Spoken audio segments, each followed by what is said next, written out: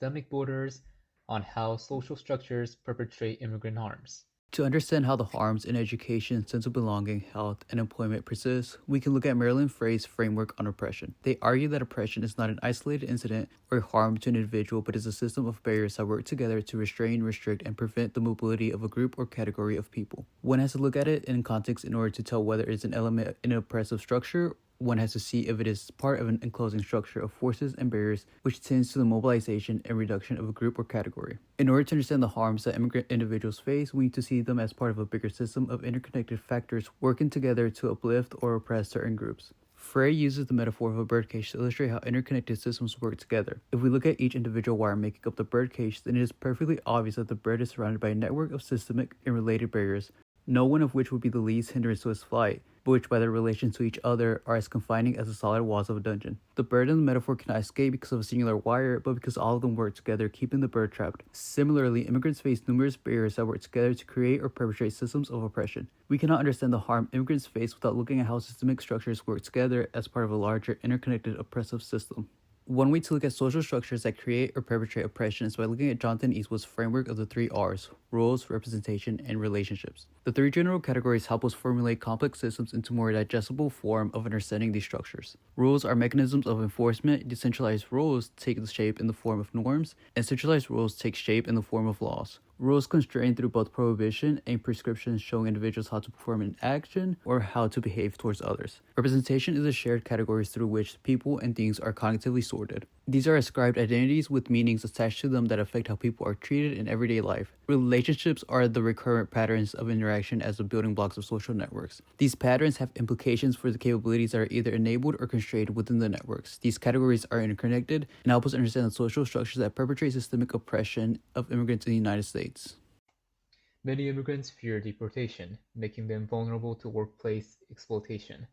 One example is the 1986 Immigration Reform and Control Act (IRCA), which made it illegal for employers to knowingly hire undocumented workers.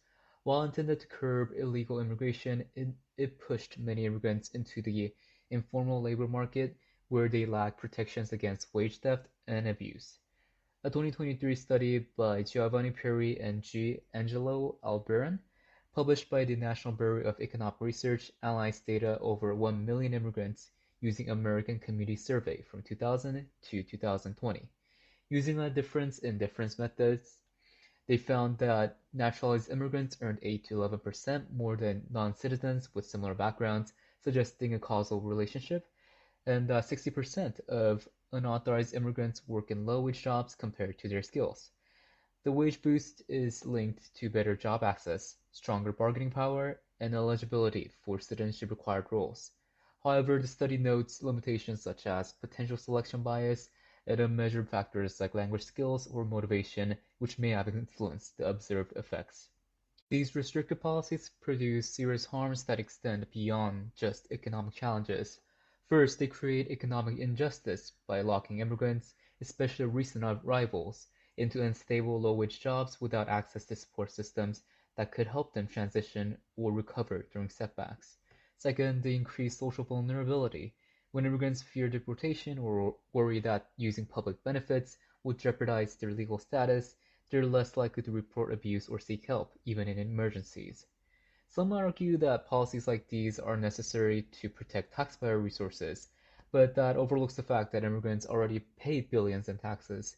Denying them access to basic services often backfires, leading to more emergency room visits, more unpaid medical bills, and ultimately higher long-term costs for everyone. The way immigrants are portrayed can contribute to the harms discussed in Part 1. Whiteness and legal status are often coupled in the United States. Meanwhile, non-whiteness and illegality are similarly coupled. This representation is harmful because it connects individuals to an assumed legal status based on skin tones, hair color, eye color, English proficiency, and accents. Reinalda, a 39-year-old Ecuadorian woman in Gómez Cervantes' study of the racialization of illegality in the Midwest, highlights the implications. Her son, an 11-year-old legal citizen, once came home from school crying after someone told him he looked like a Mexican donkey. Similarly, in another study, a Brazilian immigrant named Eduardo stated, "Even though I am a citizen, I will never be in the mind of the real Americans. They will never see us, any immigrants, as Americans." Eduardo became a naturalized citizen, but they feel their lack of whiteness will not allow them to fully belong as an American. Furthermore, in the study conducted by Monk, looking at data from the National Survey of American Life, participants rated their skin tone on a scale from 1 to 5, and for each increment there was a 15% increase in perceived discrimination because of their skin tone, and participants were 25% more likely to report having worse off physical health. Therefore, the representation of who is an immigrant based on ascribed features has implications for the sense of belonging and health. Immigrant families face another major challenge, which is the acculturation gap. Children quickly adapt to American culture through school, peers, and media, as they're immersed in these systems daily. In contrast, parents are often introduced directly into the workforce, where there's less opportunity or time to culturally adjust. This mismatch creates tension and weakens family bonds. Some people believe this type of generational difference is just a typical part of growing up. However, research suggests that in immigrant families, these differences are amplified by institutional structures and the emotional toll is greater.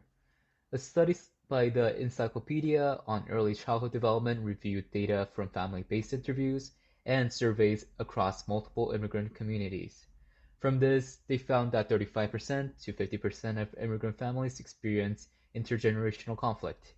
The study emphasized that the more culturally detached children feel from their parents, the more likely they are to report symptoms of anxiety, depression, and identity struggles. This strain contributes to social fragmentation as the fundamental support of family begins to break down. It also results in psychological harm, particularly for children navigating two cultural realities with limited guidance.